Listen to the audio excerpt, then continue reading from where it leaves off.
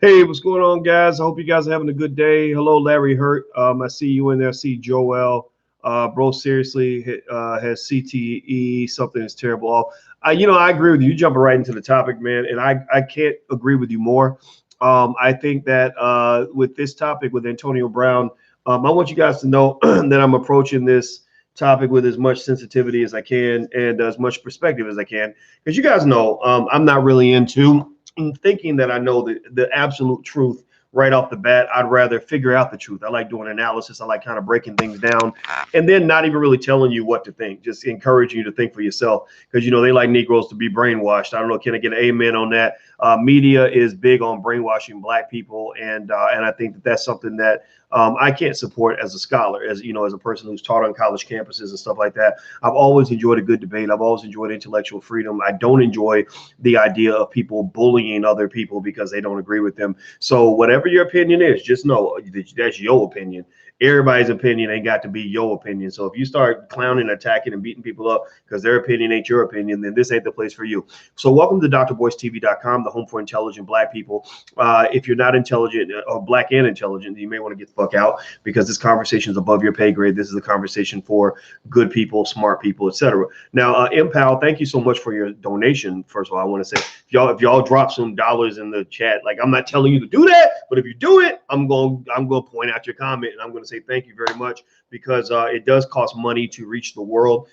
Television networks run off billion-dollar budgets. Our budget is like incremental, but we are smarter than they are, so we can do 100 times more. We can do more with $10,000 than they can do with $1 million. Impal says, please invite Candace Owens to the channel. I would do that, actually. I would really do that. And if you know Candace or have a connection, I think it would be great to have Candace on. And here's the thing: I'm not going to battle her necessarily over Donald Trump.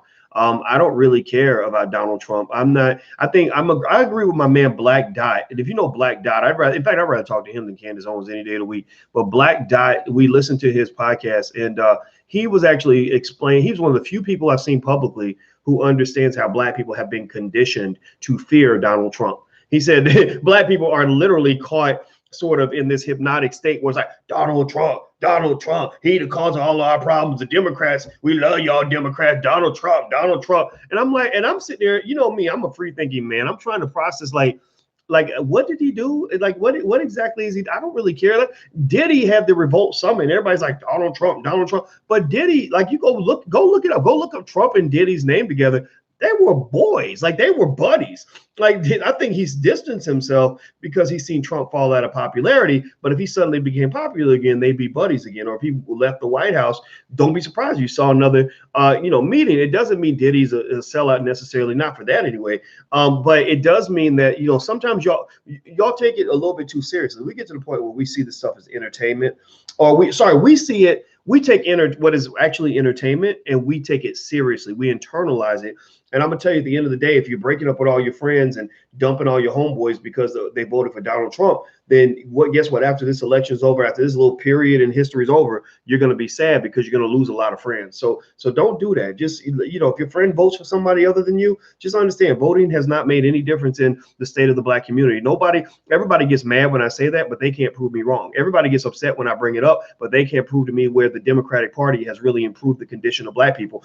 They get upset when I tell you guys to think for yourselves, but they can't show you any examples anywhere where having Democrats in office has improved Black wealth, has improved Black status educationally, has helped fix all of these communities that are destroyed. Like we have Black communities in shambles with Democratic leadership. Ain't getting nothing done, ain't getting nothing fixed. Everybody complained. Everybody got mad because Trump called Baltimore a shit. He didn't call it a shithole.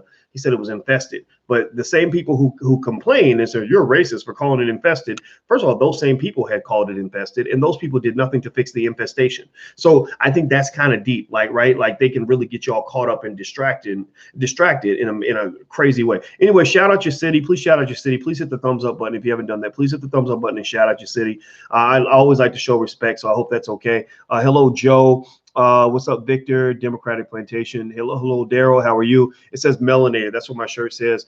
Let's see here. Invite Antonio Mori for a debate. I don't, I would consider, but the truth is, like, I used to let Antonio use my YouTube channel. That's how he got his name out there. Yvette and Antonio actually used to use my YouTube channel, but I think that I think there's something about something about the energy. I'm not real comfortable with somebody that's like constantly wanting to like come at you like that. Like, so I think that having more positive energy will probably help him make a lot of friends. Invite David Banner instead. Go look up David Banner's name and my name, and you'll find an interview that I did with David Banner. David and I are friends, and David and I have a good relationship because David's energy is very different from some of what you see out. David's not a hater. Like, David's a guy that says, I don't agree with you, but let's work it out. Let's talk about it. So I get along really well with David Banner. I get along with Jay Morrison. I get along with quite a few other people. And I think that what it comes down to at the end of the day is you can't be just throwing body blows and aiming AK-47s at the heads of people who disagree with you, like trying to literally obliterate and destroy them. That does not build a nation. That does not do anything except build your ego. That all that does is destroy things. And you get crabs in a barrel syndrome going on in the Black community, where people feel like if I destroy that nigga over there, then I'm going to be the king nigga. I'm going to be the king of the block. Killer Mike, I get along with Killer Mike a lot. Killer Mike has an open invitation. I'm waiting for his schedule to clear. He came to the All Black National Convention 2 years ago and set it off. Him and David Banner were at the first All Black National Convention. This year, the hip hop artists we invited, we always invite a couple of artists. We invited the Royal Mix out of Philadelphia, beautiful little girls who are the best group I've seen since TLC. Also, Willie D from the Ghetto Boys and D1, who I think might be signing with Rock Nation or somebody. I don't know who he's signing with, but he's signing with somebody big, and I'm really happy for him. I love that young man. He's a brilliant brother. So we got a lot of good people in the community, and then you got people that are just hard to figure out, hard to work with. And I think that that's what you want to understand also about your own journey. As you build your own empire, have good energy so that people will want to work with you. Even if they disagree with you, if you're a good person, then they'll want to fuck with you. But if you are out here just chopping off heads, trying to go after everybody who's doing better than you, then nobody's going to want to talk to you. Nobody's going to want to come near you. So anyway, that's my little OG advice to you guys. Take it or leave it. If you don't like it, don't like it. Let's see. Super the Truth says, Tariq said you're messy. Maybe I am messy sometimes. Tariq has his platform. He does what he does. And I'm never going to call Tariq messy, but y'all can go check out his channel because they got drama over there too. So don't even try that. Let's see. I can't stop laughing at the 6'9" Antonio Brown pick. It says Jim Johnson. Yeah, that pick is very funny. So basically, let me jump in this a little bit. This whole situation with Antonio Brown, Shannon Sharpe, who is actually an expert commentator on one of the ESPN Sports Center shows, got into it with Antonio Brown because Antonio Brown apparently decided to call out Shannon Sharpe on his stuff. And that's where things always get real funny, right? When you call people out on their stuff, they call you out on your stuff, and then both of y'all end up looking crazy. And so basically, Antonio Brown played an old news report where Shannon Sharpe was accused of sexual assault back in 2010. In fact, let me tell you what Antonio Brown tweeted that drew the ire of Shannon Sharpe. Hey, babe. Oh, my food is here. Yum, yum, yum. Oh, gosh. To the camera. Oh, that's okay. That's all right. You got cookies too? That's what I'm talking about. Yeah. I'm telling you, ladies, you want that man to fall in love with you, bring him some food and some cookies. All the cookies he can eat. All right. So let me see here. Okay. So I'm reading here. Pop culture. You are a walking dessert. That's what you are. You are the sexiest Black woman I've ever seen. Yes, you are.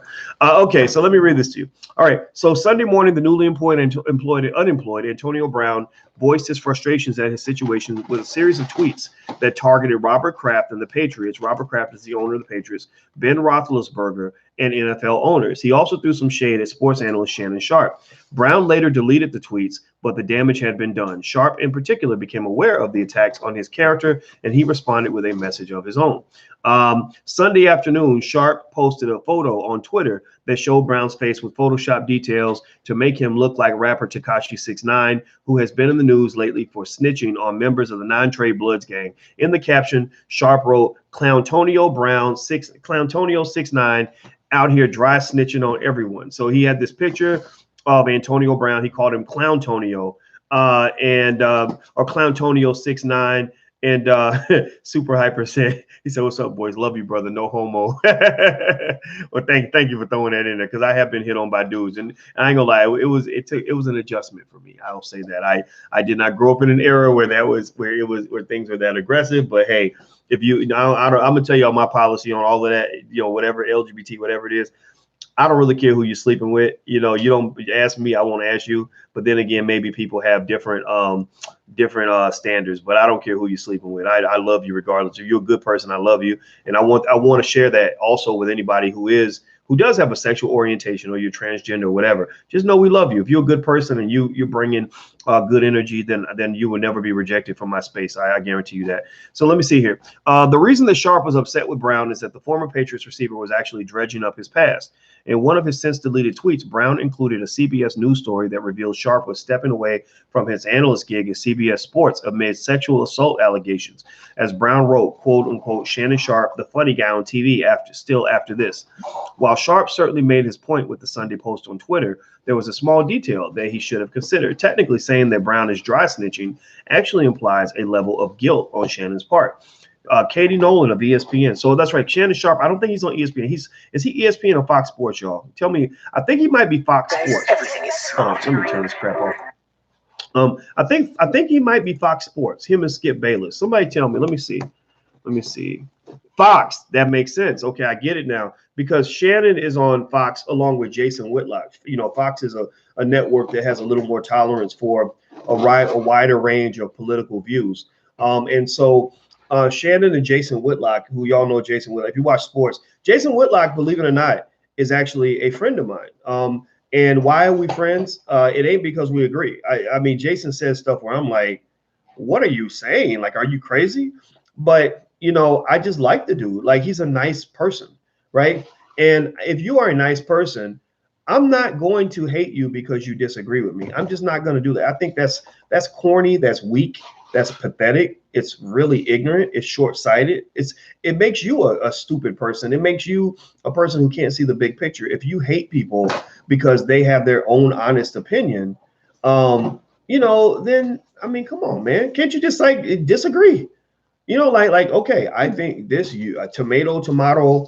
Good luck with your life. Because it don't really matter. At the end of the day, you can sit there and argue with your friend all day long and battle it out and hate each other and lose your friend over some bullshit. But at the end of the day, ain't nothing gonna change in the world because y'all had an argument. Just because y'all had a debate and went back and forth and y'all went and took body blows at each other, that does not change anything. The issue is not going to evolve. So if I'm arguing with you all day about the Me Too movement, what I think about the Me Too movement is not going to make the Me Too movement go away, right? So, but I have a right to my opinion. So basically, Katie Nolan basically pointed out that when Shannon Sharpe said he's dry snitching, she said, okay, but wouldn't this imply ... Does this mean that Sharpe is admitting to the charges that were filed against him back in 2010?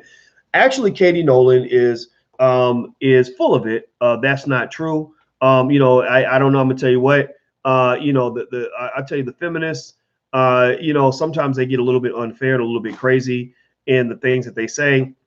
And I have a perfect imitation of Becky and the white feminists and how they sound. Here's how they sound. They sound a lot like this.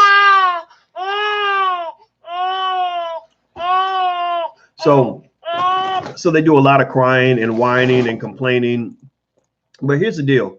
Look, Shannon Sharpe, ain't no evidence against Shannon. If there was evidence, if he was proven guilty, Shannon Sharpe would be in jail right now. He was not proven guilty, so stop that. Also, when he says dry snitching, he's not saying you're snitching on me for raping somebody, because Antonio Brown was not there when him and the woman had sex. When him and the woman slept together, Antonio Brown was not in the room. So Antonio Brown does not have the ability to dry snitch on Shannon Sharpe, right? It does not as it pertains to the incident itself. What he's saying, Miss Becky, is he's dry snitching on by bringing up an accusation that was made that partially derailed his career. That's what he's snitching on. What he's snitching on is he's bringing up something from the past that had been put in in Shannon's past.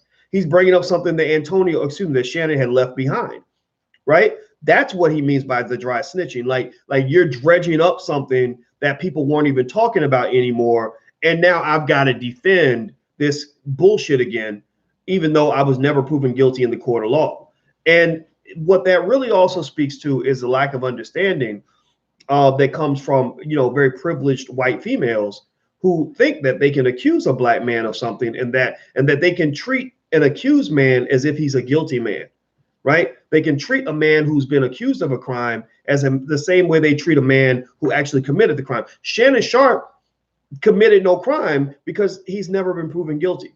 So if he were proven guilty, then that's a different conversation. But we live in a country where you're innocent till proven guilty. And I don't know if you all know. Tell me yes or no. Do you know either of these names, either the names of Gloria Allred or Lisa Bloom? Do you know Gloria Allred or Lisa Bloom's names? Tell me yes or no. Hit the thumbs up button, by the way, while you guys answer the question. Do you know Gloria Allred or Lisa Bloom? Give me a yes or no so I can know how many of you are familiar with those two names or any of those names. I'm gonna and also, by the way, don't forget this weekend the All Black National Convention is coming up. If you're black all the time and you believe in free speech and you believe in building your community, then you can go to allblacknationalconvention.com and come on in. That's allblacknationalconvention.com. We're going to be in Houston. It's going to be amazing. It's going to be next weekend. Then I'll be in New York after that. So you can go to drboycenewyork.com and learn more about that. Okay. So I see Miller Kingdom says yes. Lakeisha Iron Clay says yes. Leonard says Bloom yes. Chatting Global yes. Okay. Does anybody know why I'm bringing up these two names? Does anybody know? Give me a yes or no if you know why I mentioned their names. Okay. It looks like some of you know why I'm mentioning their names. Some of you don't. So what I'm going to do is I'm going to tell you why I'm mentioning their names. It was just revealed, and I'm going to do a deeper analysis of this because it's very interesting to observe. It was revealed that Lisa Bloom is the daughter of Gloria Allred. Gloria Allred is kind of the white female Al Sharpton. Basically, whenever there's an accusation against a man for anything, even something he did not do, even something for which there is no evidence, they always show up with the victim on their side saying, give us $100 million and then this will all go away. First thing they do is they ask for the money. When they went after Bill Cosby, Allred went right after Bill Cosby and said he needs to put $100 million in the fund and this will go away, right? And a lot of people don't like them, not because they're not advocating for people that really went through something legitimate, but because they're all about that paper. They're all about making accusations. They're all about the witch hunt. They're all about sort of thinking that because they're accusing you of something, that's the same as being guilty. And they're making men pay, not for being guilty, but for being accused. Right. If I went around accusing white women of things and then just said, you need to pay me money to get me to stop accusing you. I'm going to accuse you of being a racist and you have to pay me $10 million, or I'm going to keep calling you a racist because you looked at me funny when I was in the elevator, or you said something that psychologically damaged me. And now I've experienced trauma because you did something racist to me. Right. Well, Gloria Allred, the New York Times just exposed the fact that Gloria Allred and Lisa Bloom were that they were working with Harvey Weinstein. So they went to Harvey Weinstein. Harvey Weinstein was paying them $895 an hour, paying Lisa $895 an hour. And basically it's extortion. I agree. That's extortion. They should be in prison for that. Right. So they basically, because it's a hustle now. Now it's a hustle. Accusing powerful men of doing bad things is a hustle. It's a game. It's basically a con artist way of getting rich. And because there are no standards, there's no investigation into any of this. And so Lisa Bloom was getting $900 an hour from Harvey Weinstein's company to basically switch sides. She said, a lot of these women are lying and I know how to bring out. She said, if you keep asking them enough questions, eventually they'll break down and their story will break to pieces, because basically she doesn't believe that a lot of these women are telling the truth. It doesn't mean that they're all lying. It doesn't mean that every alleged victim is a liar. But usually, if the first thing the person does is says, "I want money," that right there is a red flag. If the person says, I reported you that night, I want you in jail, I've got proof," that's different from somebody who 3 years later shows up and says, "If you don't give me money, I'm going to accuse you publicly and ruin your reputation." That's what that one lady did with Antonio Brown. That's what made her situation suspicious. Doesn't mean Antonio Brown ain't a knucklehead though. And Antonio Brown's I'm sorry, y'all might get mad, but he's a clown. The dude blew millions of dollars. I just wish, he had a mentor. I wish I could have mentored. I'd be like, chill out. Talk shit after the season's over. Talk shit after you win the Super Bowl. Talk shit like during the post Super Bowl, press conference, right? Don't do it now, man. The season ain't started, man. The season ain't started. Anyway, so that's what I would do with Antonio, because I feel bad for the guy. The guy's, he might get signed by another team, but he's lost millions of dollars. He'll never get what he could have gotten before. So just understand, accountability must go all the way around. It has to go all the way around. You can't, if you side with Antonio Brown, you can side with him without excusing buffoonery. You can side with him without excusing out of control what appears to be narcissistic behavior. Now, if he does have CTE, that's a possibility. But here's the thing. When he's on the field, he has to be very focused, very disciplined. When you're on the field, you have to run your routes with precision. When you're on the field, you have to analyze the defense, because the teams are going to throw all different kinds of schemes at you to try to fool you. So how is it that he can be super disciplined and super focused and on code when he's on the field, but when he gets off the field, he just starts acting like a damn clown? Like, seriously, like, to me, if you crazy and stupid and your brain don't work, it ain't never gonna work. If you crazy and stupid when you on Twitter, then you're gonna be crazy and stupid everywhere. Antonio Brown ain't crazy and stupid everywhere. He's crazy and stupid on social media. So CTE is brain damage. Most football players in the NFL have brain damage. So one thing this is why I tell you guys, I'm not telling you to be anti-football. I ain't gonna lie. I'm such a walking hypocrite on this, because I love some good football. I ain't gonna lie. Anybody else want to confess? I love college football. I love the NFL. I even watched that bullshit. That new league they put out that was around for 3 months. I watched that league. I literally made an effort to get to know the teams and the players and to become connected. And then they just shut the damn thing down. I was like, that should be illegal. Like that. I'm a big ass sports fan, but I can't talk about CT. I can't talk about football without at least making sure that we understand, like, when you put your children in that sport, your brain, the human brain's not meant to take that many hits to the head. So being good at football is almost like a little bit of a curse, because most of these guys have brain damage. Like, they don't talk about it, but the guy who discovered the CTE thing, he said most of the players have the brain damage. So Antonio Brown could have CTE, who knows? But here's the thing, right? So going back to Gloria Allred and Lisa Bloom, hit the thumbs up button. Please hit the thumbs up button. And also on YouTube, hit the notification bell so you'll be notified when I go live. Please do it right now. Everybody do it right now. I'm gonna drink some of my lemonade while y'all do that. So hit the notification button. Everybody hit the notification button. Give me a yes if you've hit the notification button. Or if you don't want to do it, that's okay too. Just give me a yes if you've thought about it. Like, I'm making a proposal to you. And then also give me a yes if you've hit the thumbs up button. We need you to hit the thumbs up button so that will bring more people into the conversation. Okay. Thank you, Asia. And thank you, Ray J. Thank you, Daisy and Jay and Larry Hurt. Okay, I appreciate y'all very much. I know it's like a hard sell, but I'm asking you to do this because it really helps the channel, and I really appreciate you all so much for this. Okay, I promise you I won't be too much of an asshole with the power that you've given me. I have a little bit of asshole in my blood. I'm trying to get it out, but we tried surgery, it hasn't worked. All right, so here's the thing. Lisa Bloom and Gloria Allred, the New York Times revealed that they're just on that paper chase. Lisa Bloomfield, I think that's her name, or Lisa Bloom. I don't know if it's Bloomfield or Bloom. Anyway, she goes to Harvey Weinstein and is like, basically implying like a lot of these women are lying, and if you press them hard enough, you can get them to change their story. I can dig up dirt on these women. I can go and do my research on these women and dig deep. Now, and this memo was revealed. Now, why is that important? Well, if you recall, the reason Antonio Brown got released from the Patriots was what? Why did Antonio Brown get released from the Patriots? I'll wait. So what do y'all tell me? Why did Antonio Brown, what was the final straw that got Antonio Brown released from the Patriots? What was the final straw? What did he try to do that caused him to be released? Somebody says a threatening text. What was the threat? What was threatening about it? What did he do? Did he say Ho, I'm gonna show up at your house and beat the shit out of you. Did he say, I'm gonna choke that bitch out when I see you, dog? Did he send her? What did he, like they say threatening, right? Because it was a black man. You gotta be specific when you use the word threatening, because they always think we're threatening. I know a black professor, I'm not making this up. You know what I'm talking about, babe? I know a black professor who had a student that said he was threatened. She felt threatened because he was in the room. Like when he's there teaching, she just felt threatened because so they always feel threatened when we're around. What did he do that was supposedly the threat? There you go. Thank you, Clifton. He told his friend, go investigate her and investigate her background. Go dig up dirt. Now, here's the thing, right? Here's where the interesting contrast is. You don't think that they dig up dirt on Antonio Brown? When you don't think when Bill Cosby was being accused and they were Lisa Bloomfield and her mother or Gloria Allred were asking for $100 million? You don't think they dug up dirt on Cosby?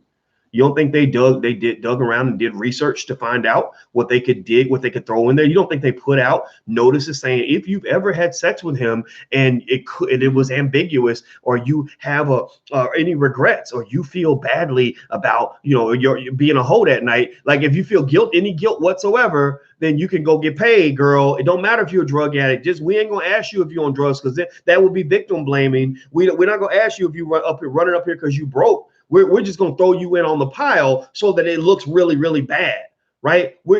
Like seriously, like imagine this. Imagine if they went to every single person you've ever dated, the ladies included, male and female. Women don't usually get in trouble for things that are sexual, but there are probably men in your life, in your past, who would probably say, oh yeah, she's a scumbag, she's she's evil, she's a hoe, she's a liar, she's a bad person, right? You know what I'm talking about. Like that's how love works, right? People get mad at each other, and 1 minute it's like, oh, I love you, you're so wonderful. Then the next minute it's like, fuck her, that bad old raggedy bitch, she took my money, took my kids. Like, what if they went to your ex-husband, your baby daddies, all of that? And the same thing for the men. What if they went to every single woman you ever got with and did a laundry list of all the terrible things they had to say about you and investigated your background?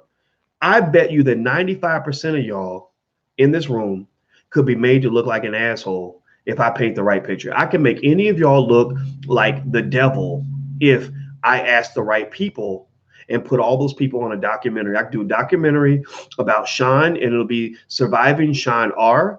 And in this documentary, I find all the people who ever had an issue with Sean. If Sean got a business, I'm gonna find everybody he ever fired. If Sean had somebody he beat up in third grade, I'm gonna go get that person from third grade. If Sean got women, if Sean is a player and he got women and they're mad at him for whatever reason, I'm not gonna find the women who like him. I'm gonna find the women who don't like him, and I'm gonna pull them all up. Same thing with Marvin. I'm gonna do that to you too, right? You can make anybody look bad, and the way they do it is they go and they dig dirt up on the person, right? And they're like, bring in all your dirt, but don't bring anything good.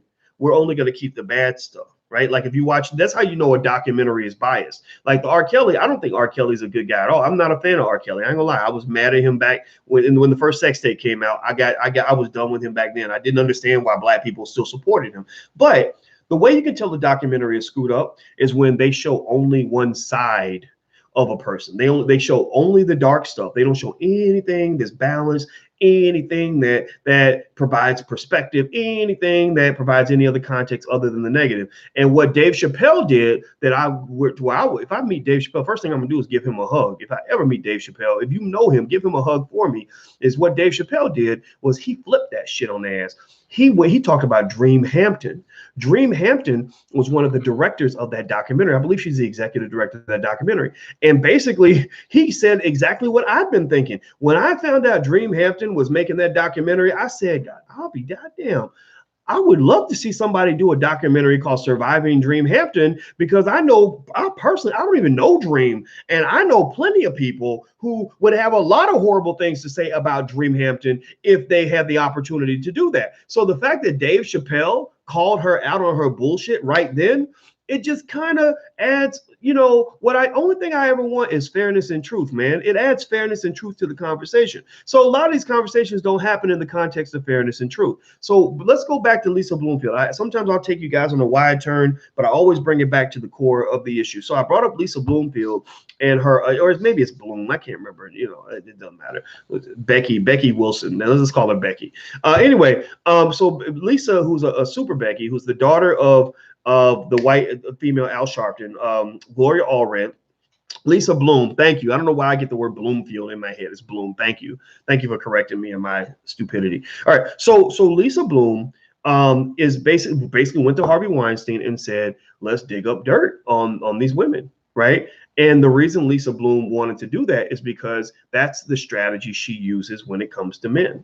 Right. That's how she wins those cases. That's why she and her mother are multi-millionaires, probably on the way to being billionaires by the time it's done, because it's a massive hustle. And so ultimately, I love the fact that they wrote that she was dumb enough to write that stupid memo to Harvey Weinstein, where she laid out in detail all of her tactics and strategies she was going to use, because it did quite a few things. First, it showed that she's out for a money grab.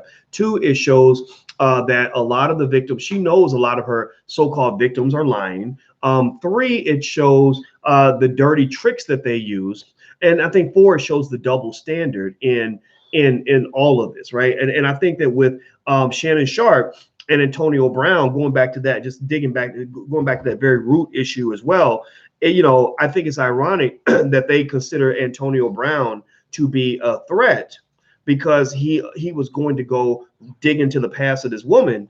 But if it were the reverse, if somebody said, I'm going to go dig into Antonio Brown's past, it wouldn't be seen as a threat. It would be seen as, oh yeah, of course you have to do that, right? He's a Negro, of course he's guilty, right? And the problem with these accusations, that when you don't have any proof, is you don't know who the victim is yet. The victim could be the person who's being falsely accused. I know men who've been falsely accused. I know women who have been assaulted. We know both.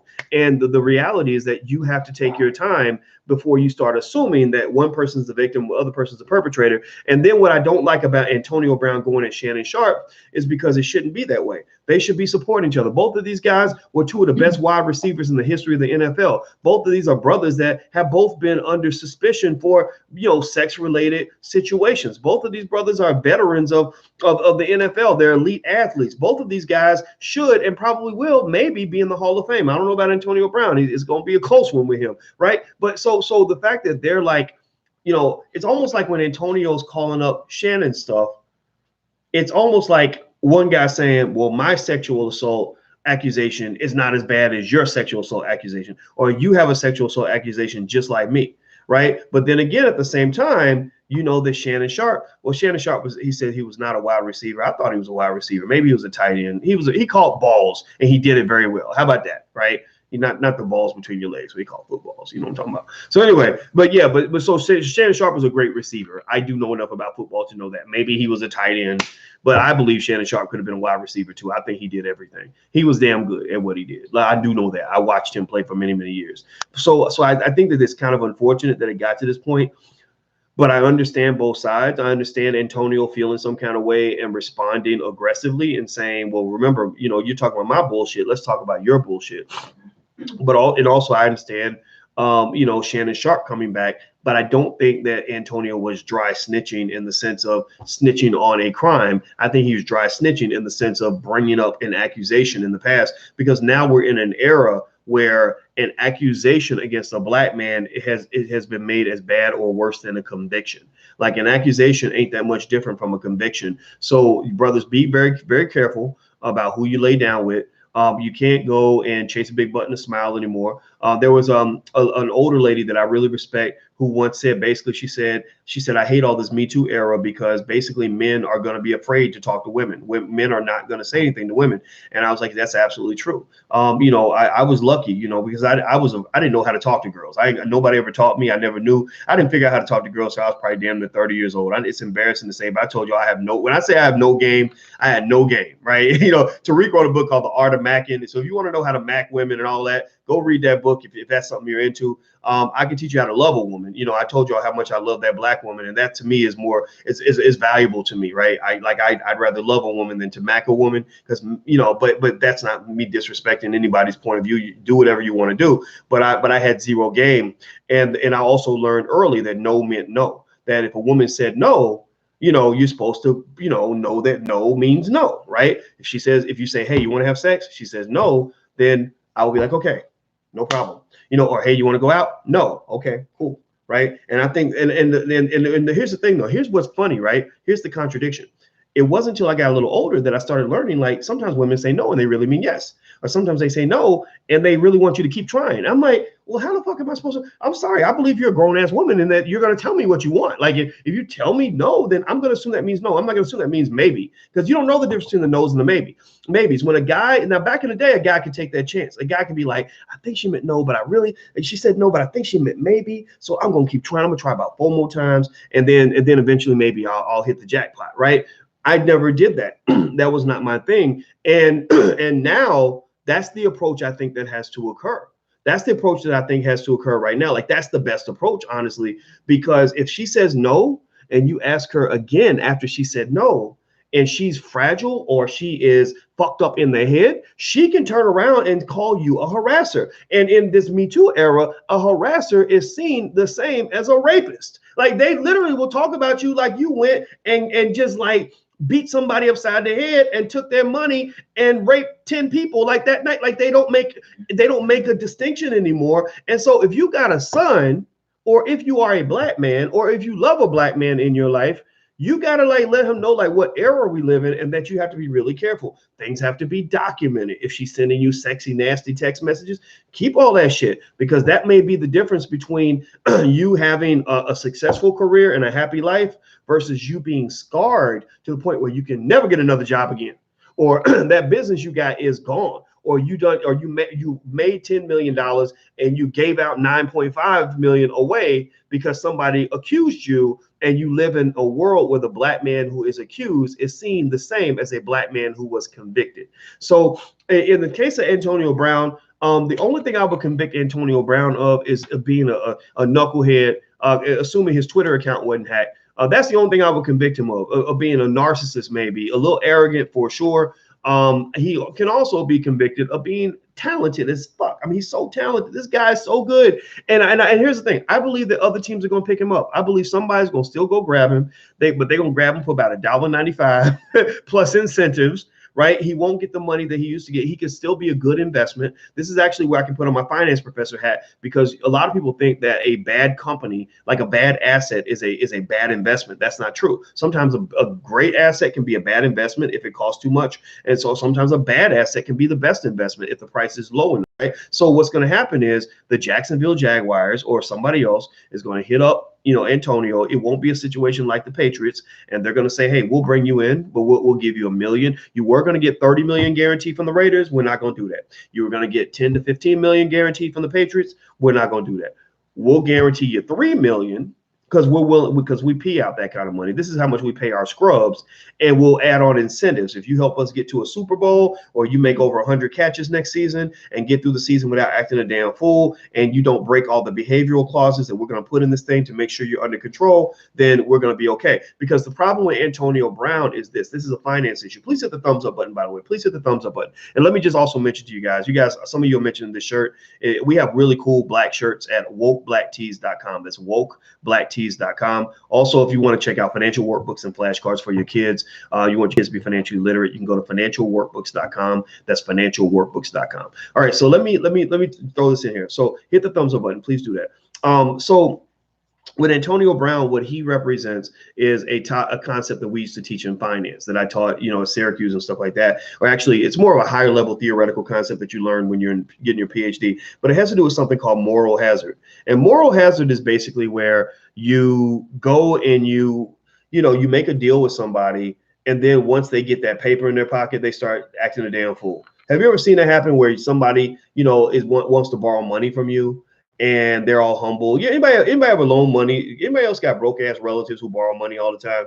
You know, I know I do. I got relatives, and if you are one of them, if you are one of those broke ass relatives who borrows money from me all the time, and you're watching, I need you to know that you're getting on my damn nerves. I hate that. Just so you know, I hate that. Your problems are your problems. Stop bringing them to me. But because you know the repayment rate is like 30%. You know, like if somebody's broke and they're borrowing money from you because they're broke, it's because they have a broke mentality. Like they just stay broke. So, you know, if you think about it, it's such a dumb investment on my part, because why would I invest money in somebody who stays broke? Like that doesn't make any sense. Why would you expect somebody to pay you back when they can't even pay their bills, right? But that's beside the point. Let me stop laying my shit out here. But it gets on my nerves. I hate it, and I don't loan money to relatives anymore. But you know, think about this. When they first come and ask you for the money, they're extremely nice. They're extremely like, you know, like they're conciliatory. They're very, you know, hopeful and optimistic. And they're like, oh yeah, I'm going to, you know, I'm going to do this and do that, and then I'm going to get a job, and then this is going to happen, and then wonderful little ponies are going to come out of the sky, and I'm going to be worth $10 million, and everything's going to be awesome, and you're going to get all your money back on Tuesday, right? You know, like everything sounds perfect before they borrow your money. Then you loan them the money. So what happens when they borrow your money? Well, when they borrow your money, that's when everything changes, right? That's when you know, that person who was picking up the phone on the first ring, suddenly they don't have time to answer, and they don't have they can't call you back.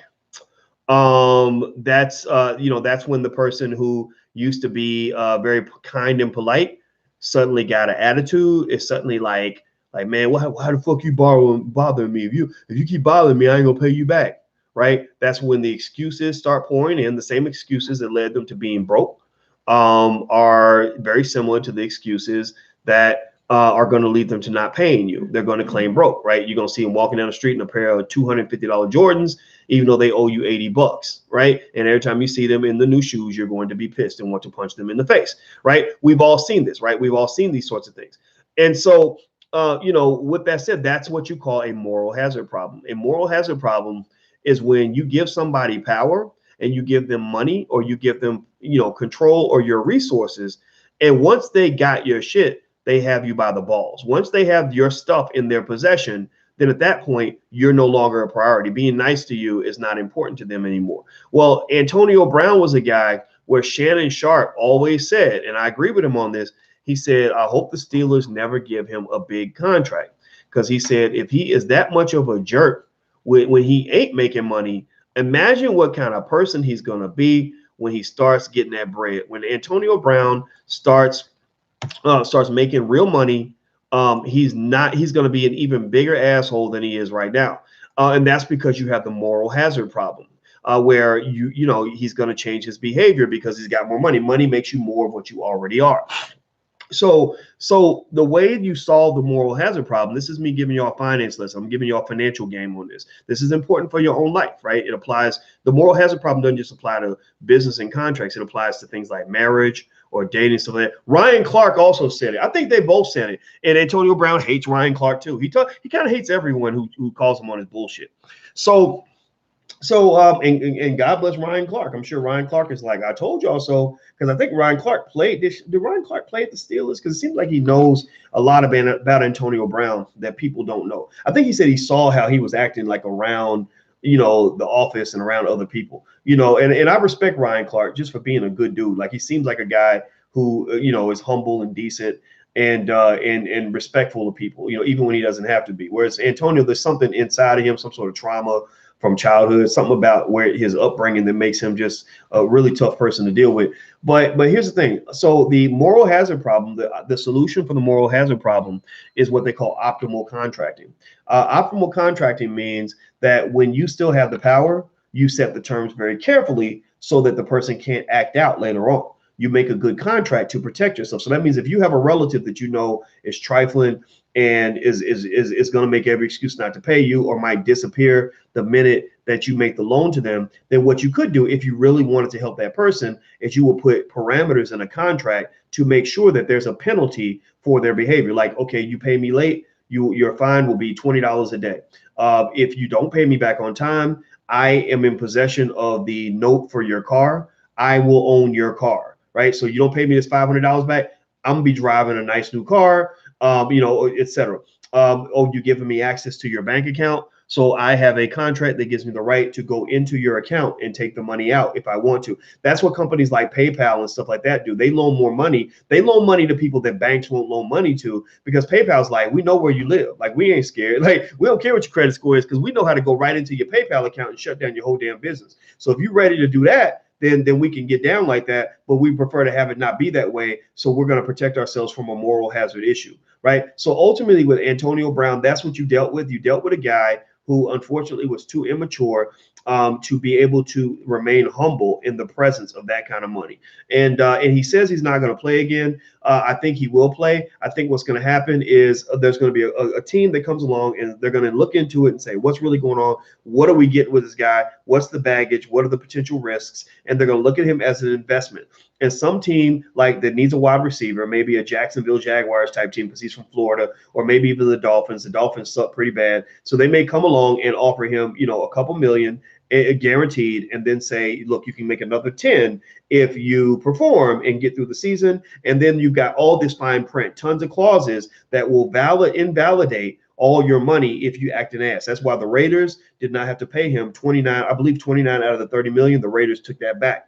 The Patriots are looking to take back 9 out of 10 million that he was supposed to get this year in guarantees. So he's actually filing a grievance and asking the NFL Players Association to back him to get this money back. But I don't think the Players Association is going to fuck with him. I think the Players Association is like, man, you're making our job very, very hard. I don't think Antonio Brown ever made things easier for himself by behaving this way. You can side with him, you can support this brother, but you don't have to co-sign on all that ridiculousness. And I would just tell you, for your own personal benefit, when you do business or when you're out working with people or dealing with people, the number one rule I believe in is just don't be an asshole unless you have to be. Just know there's a price to being an asshole. And so when you're out here doing business, when you're networking with people, some of y'all coming to the All Black National Convention, when you meet people, there's a way to network. George C. Frazier, who's an expert on networking and maintaining relationships, 2 people are actually there that are really good at relationship building. And these are people I consult with. These are people I respect so much.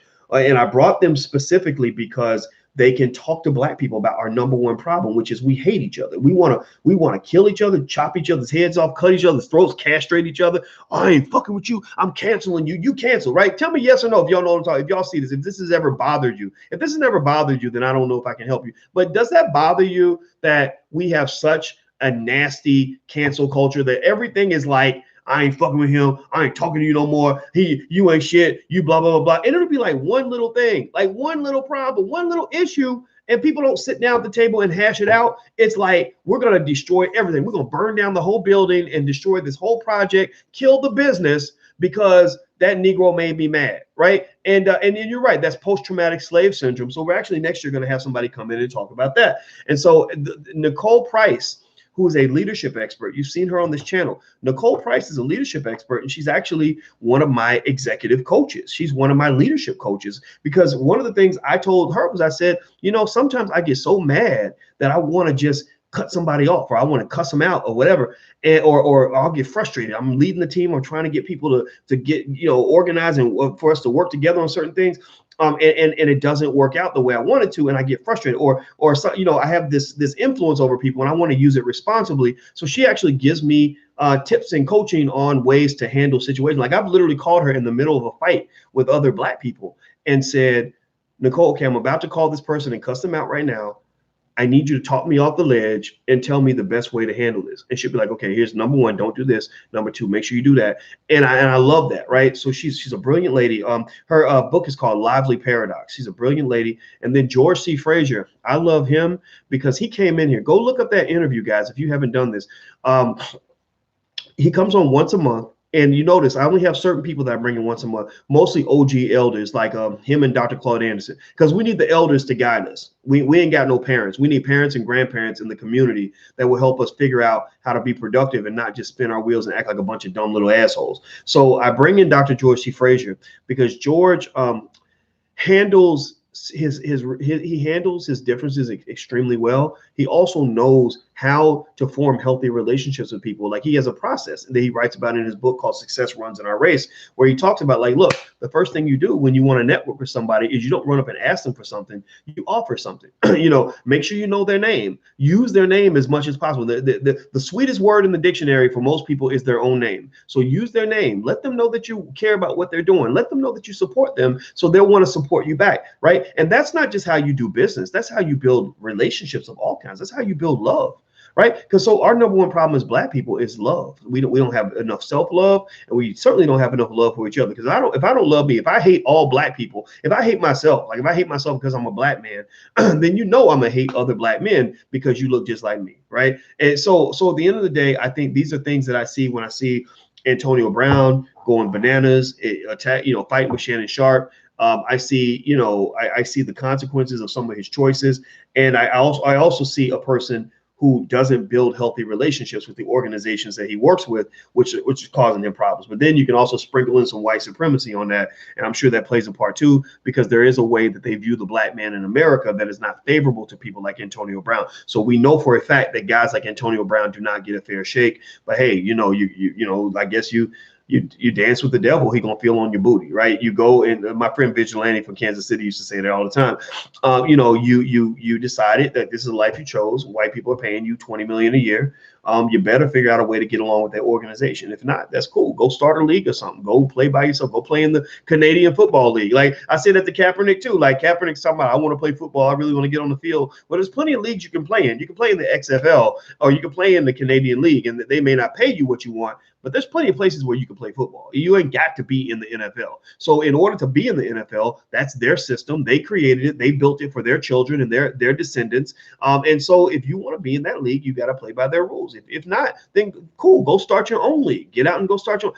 And most Black folks don't think that that's possible. So if you keep thinking it's impossible, then you're never going to do it. So anyway, that's it. I'm going to go, guys. Hit the thumbs up button, hit the share button, subscribe. And I am out of here, guys. And please hit that thumbs up button before you go. Don't forget, All Black National Convention is next week. So if you want to come to Houston to join us, please go to allblacknationalconvention.com. If you want to check out the live stream, you can go to allblackeducation.com. That's allblackeducation.com. Also, what else do I want to share with you guys? Don't forget, if you want to also check out some of the stuff that we have for at blackfinancialintelligence.com. We have books and all kinds of, lectures and curricula and everything else where you can actually build a university in your house. We're the smartest financial people on the planet. So if you want to do that, go to blackfinancialintelligence.com. That's blackfinancialintelligence.com. So see you tomorrow, Jay Real. Thank you. And I love you. And I appreciate all you guys that come in and hang out with me every day. I hope that this adds value to your life. That's my goal. My goal is to make it about you. I don't want to make it about me. And I really appreciate and respect all of you. And I love teaching you. This is so much more rewarding than I had, when I was teaching at Syracuse and all that. It just didn't give me value. I want to see my own people benefit from all the things that we've learned and studied over the years. So I'm out of here, guys. Have a good night. Talk to you soon. Peace.